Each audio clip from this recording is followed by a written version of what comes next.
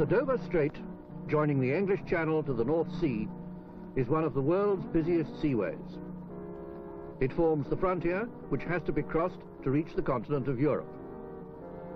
Passengers, freight and cars must do this by sea or by air.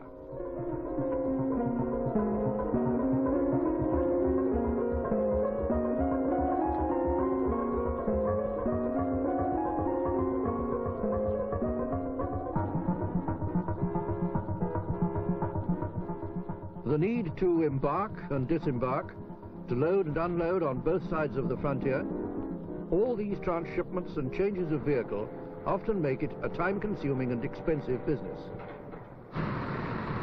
They could be eliminated if this unpredictable, dangerous strait were bypassed. Since Napoleon's day, people have had schemes, some mad, even comic, but mostly impractical, for driving a tunnel underneath its treacherous, shallow waters. Now, with today's technology, it can be done. Designs have been prepared. Surveys of possible lines carried out.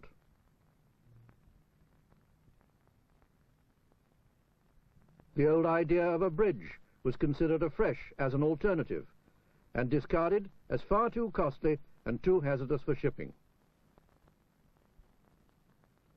Geological sampling indicates that the most satisfactory proposition is a bored tunnel, which can be cut entirely in the lower chalk. The British portal will be at a point north of Folkestone, and the French one near Sangatte, not far from Calais. The British and French governments jointly agreed in October 1972 to carry out final engineering and economic studies. They also agreed that the cost of these and eventual construction costs shall be met by capital raised in Britain and France. Technical studies have already shown that it must be a railway tunnel using 25 kV electric traction. It will link Britain's railway system with the railways of France, and so of all Europe, with through trains, both passenger and freight. Drive-on, drive-off ferry trains working between terminals at each end of the tunnel will cope with road vehicles and their drivers, passengers and loads. An Anglo-French public authority will administer the tunnel and the ferry train terminals. It will own the ferry trains and derive its revenue from them. British Rail and SNCF expect to be responsible for the operation of the ferry trains as contractors to the authority. It's estimated that about half the number of trains through the tunnel will be the ferry trains. The other half will be the more important through trains between industrial Britain and the centres of trade and commerce in Europe. Freight and passengers moving without transshipment or change of vehicle across frontier after frontier over distances of many hundreds of miles. Already, national customs barriers have been lowered by international agreements so that inspection is carried out only at the start and finish of journeys. Now, unrestricted traffic movement across the frontiers of Europe has become a reality. It is certainly in the interests of Europe as a whole for the railways to achieve services that are as rapid and far-reaching as possible. During the last 5 years, the amount of passenger traffic across the Channel increased by about 40% and may be expected to do so again in the next 5 years. Freight cross-Channel has increased in a similar way and will increase again in a similar way. The same is true of car traffic.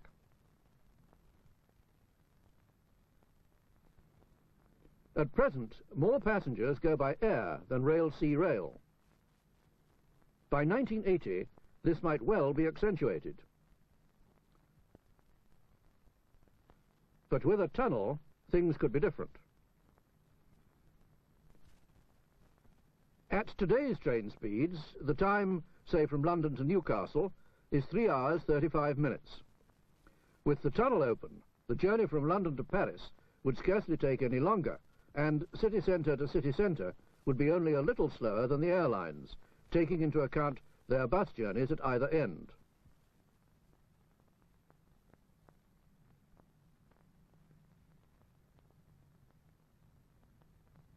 The through journey by rail, with no change of vehicle, could be attractive to more of the travelling public.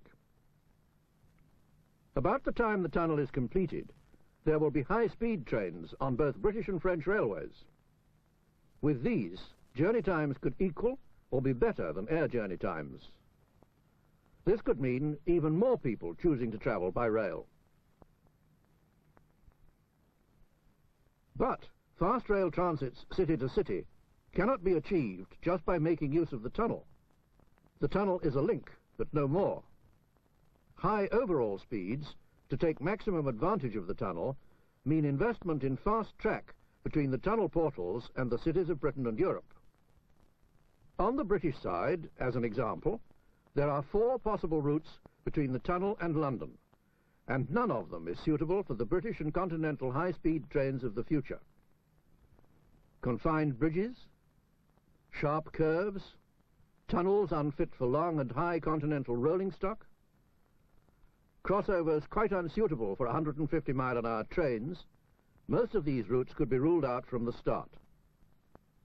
The most practical scheme would link the tunnel mouth with the long straight stretch from Ashford to Edenbridge and follow the Oxted route to Croydon. To allow high-speed trains to use separate tracks, widening would be needed over much of the route, and possibly a new track bypassing both Ashford and Oxted itself. Then there's the question of a London terminal. Traditionally, continental services have used Victoria. Already at peak periods, Victoria is carrying capacity traffic.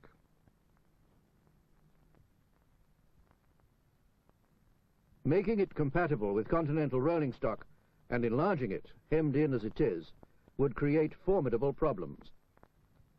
Another possibility is the White City area, where the West London Railway from Clapham Junction south of the river to Willesden Junction provides a through link invaluable for container trains.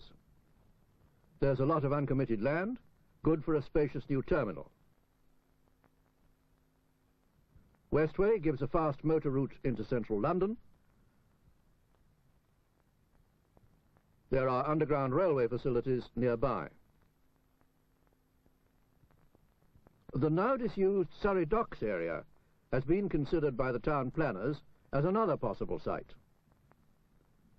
Here the supporting facilities are not so satisfactory, and neither are the connections with BR's main lines to the north and west of England. For London must not be the end of the line. Just as Trans-Europe expresses can ignore the frontiers of Europe, so services through the tunnel must be able to penetrate to the whole of Britain with both passengers and freight.